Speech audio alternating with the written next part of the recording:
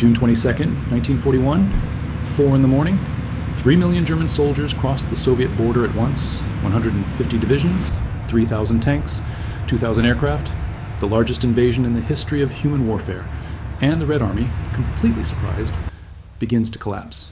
Within the first week alone, the Germans capture 300,000 Soviet soldiers near Minsk. Not wound them, not kill them, capture, alive. By December of that same year, the Wehrmacht has taken 3,800,000 Soviet prisoners of war.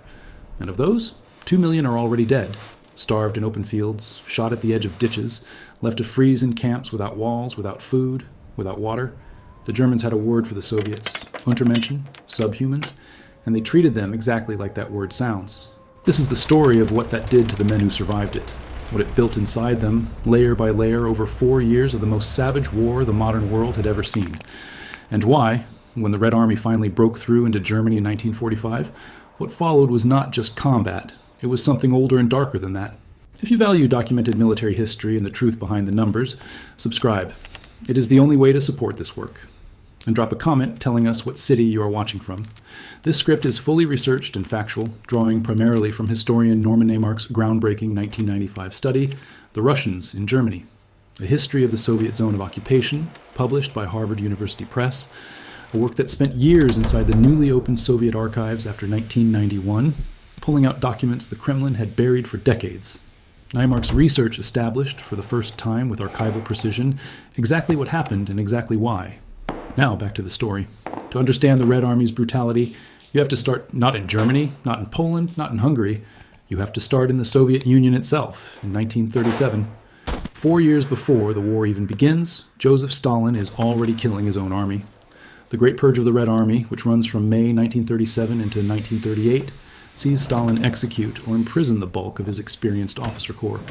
On June 12, 1937, Marshal Mikhail Tukhachevsky, one of the most brilliant military minds in Soviet history, is shot. In a single 18-month window, 3 of 5 marshals, 13 of 15 army commanders, 50 of 57 corps commanders are either killed or sent to labor camps. 35,000 officers, gone. What fills the gap are political loyalists, men who know how to survive Stalin's court, not how to run a modern army. When the Germans come in June 1941, this hollowed officer corps folds, divisions surrender without orders, commanders panic. The very system that was supposed to protect the Soviet soldier, his chain of command, had already been executed. Stalin's response is not more training, not better weapons, terror. On August 16, 1941, less than 2 months after the invasion, Stalin signs Order Number 270. It declares that any Soviet officer who surrenders to the enemy is a malicious deserter. The punishment, shot. Not just the officer, his family back home is arrested. If you have a wife and children and you raise your hands in front of a German rifle, your family goes to prison. That is not morale. That is a gun pointed at both ends of the soldier. By October of that same 1941, Soviet security forces, the NKVD, have already detained over 657,000 soldiers for suspected desertion or unauthorized retreat, not captured by the Germans, stopped by their own side. Between 1941 and 1942 alone, an estimated 200,000 Soviet soldiers are executed by the NKVD, their own people. Then comes July 28, 1942. The Germans are pushing towards Stalingrad. Stalin writes Order Number 227. 3 words become the official law of the Red Army, not a step back. Commanders who permit retreat without explicit orders are to be arrested as traitors. Soldiers who break and run are to be shot on the spot. To make sure this happens, Stalin creates blocking detachments, armed units positioned behind their own troops, with orders to kill any soldier who tries to flee. In the first 3 months of this order alone, the blocking detachments shoot 1,000 Soviet soldiers and send 24,000 more to penal battalions. The penal battalions, this is where the story gets darker still. A penal battalion, Strafbat, is a unit of men who have been convicted of something: cowardice, retreat, desertion, minor insubordination. You are stripped of your rank, sent to the front, unarmed in many cases or given weapons only when you reach the German line. Your job is to charge directly at whatever is in front of you. Minefields, machine guns, fortified positions. You charge until you are wounded, at which point your crime is considered cleansed with blood, or until you are dead. If you run, the blocking detachment behind you shoots you in the back. If you survive and are not wounded, you stay until you get hurt, or the term ends, usually 1 to 3 months. On August 22, 1942, the 1st Penal Battalion sent to the Stalingrad front under the new order, 929 men enter combat. After 3 days of assaults, 300 remain alive. 300 out of 929 in 3 days. From 1942 to 1945, 422,700 Soviet personnel serve in penal units. Half of them are killed or fatally wounded. Breathe for a second. Picture that. You're a Soviet soldier in 1943. You have watched the Germans burn your village. You have walked past the bodies of your neighbors in the street. You have been told by a political officer named a commissar who has a pistol and the authority to shoot you that one step backward is treason. The man behind you has orders to kill you if you run. The man in front of you wants to kill you because he calls you subhuman. And your own government, the one you were supposed to be fighting for, has imprisoned your commanding officers, executed your generals, and told your family they will be arrested if you stop fighting. This is not training soldiers for brutality. This is creating it, compressing it, building it over 4 years until the lid comes off in East Prussia in January 1945, and there is nothing left to hold it in. Now add to this what they actually saw. The Germans operated a systematic policy on the Eastern Front, unlike anything they used in the West. The Commissar Order, issued by the Wehrmacht High Command on June 6, 1941, 16 days before the invasion, ordered German soldiers to shoot any captured Soviet political officer immediately. No prisoner status, no trial. Shoot them.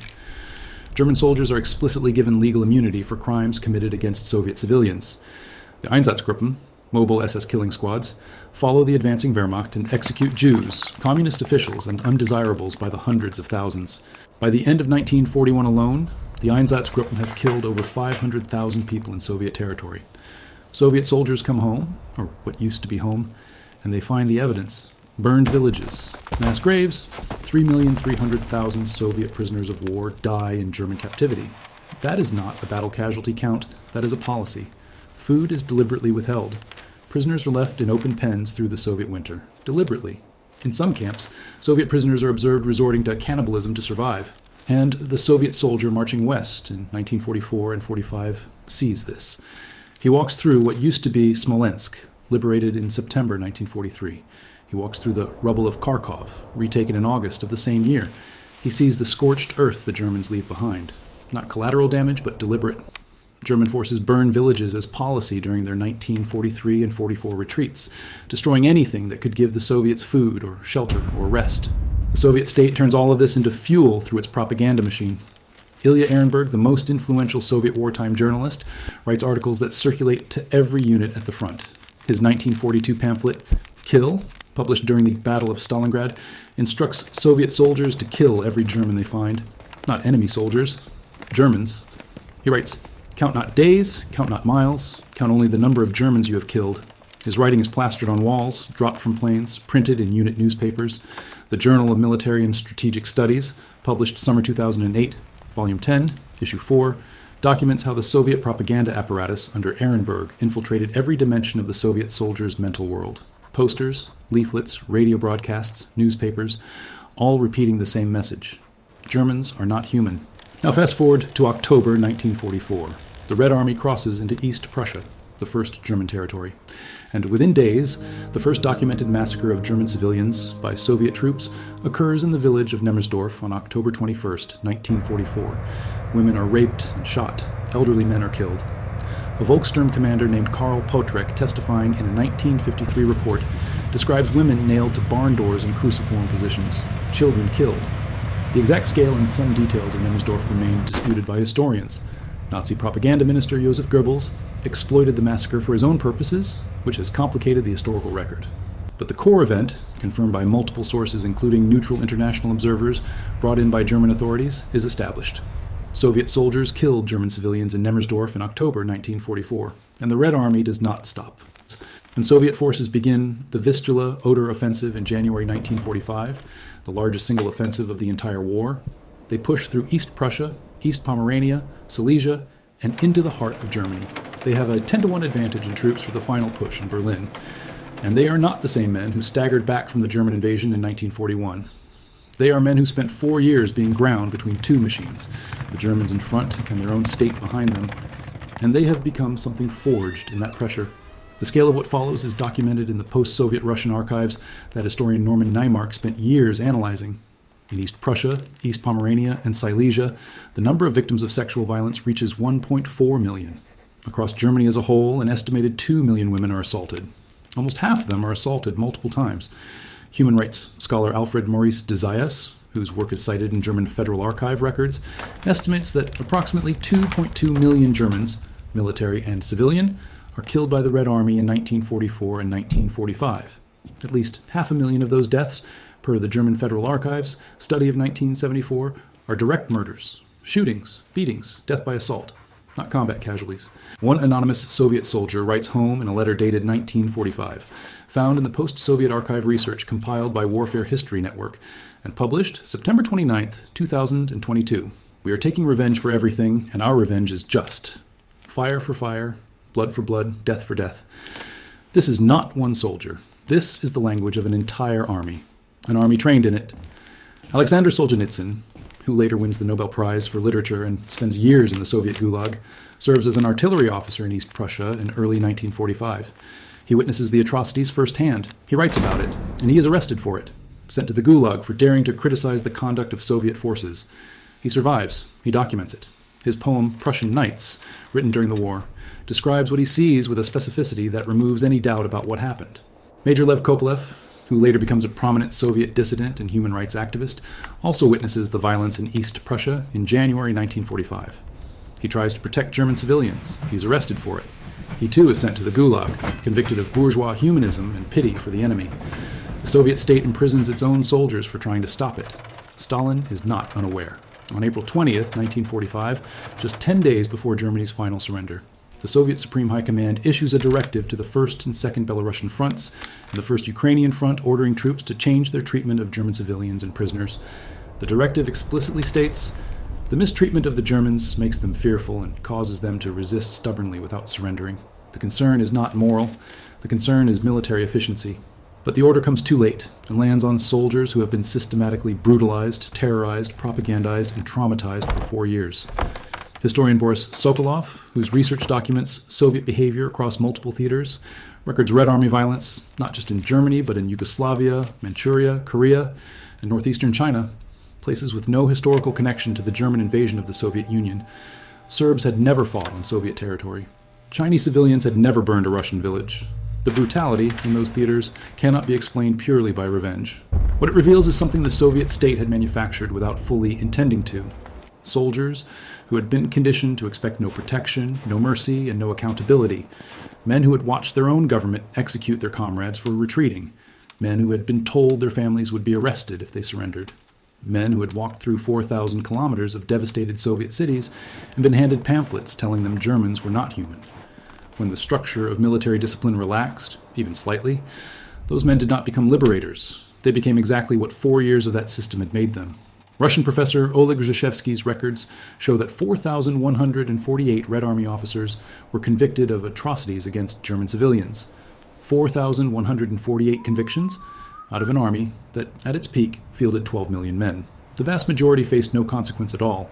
Stalin himself, according to historian Antony Beever's The Fall of Berlin 1945, published by Viking Press in 2002, reportedly dismissed complaints about the rapes with a statement suggesting they were a form of reward for soldiers who had traveled thousands of miles to fight. There is one final detail that historians who study this period always note, and it reframes everything. The Soviet Union suffers 27 million dead in the Second World War. Not soldiers, total. 27 million people. For context, the United States loses 405,000. The United Kingdom loses 450,000. The Soviet Union loses 27 million. Entire cities emptied. Entire generations erased. The siege of Leningrad alone, from September 1941 to January 1944, 872 days, kills an estimated 800,000 Soviet civilians from starvation, more than died in the atomic bombings of Hiroshima and Nagasaki combined, by a factor of more than 10. The men who marched into Berlin in April 1945 have worked through all of that. Every one of them has lost someone. Most have lost everyone, and the state that sent them to war had spent 4 years telling them that the answer to grief was not mercy. The answer was more killing. In the basement of the Reichstag, when Soviet soldiers finally reach it on April 30th, 1945, they carve their names into the walls. Thousands of names. Towns in Russia, towns in Ukraine, towns in Belarus that no longer exist. They write their names and the names of their dead and the places they came from, and they leave them carved into the stone of the building that had housed the government of the country that killed everyone they knew. The Red Army did not arrive in Germany as a professional force that lost its discipline. It arrived as the product of 4 years inside a machine designed to produce exactly what it produced: a force that had been terrorized by its own state, devastated by an enemy that treated it as subhuman, saturated with propaganda that returned the same verdict, and denied accountability by a command structure that rewarded results above all else. In the Treptower Park in Berlin today, the Soviet War Memorial covers an entire block, 16 granite sarcophagi. 5,000 Red Army soldiers commemorated in stone. A massive bronze soldier stands at the center, sword in hand, crushing a broken swastika underfoot. The names on the walls of the Reichstag basement are still there. No monument marks those,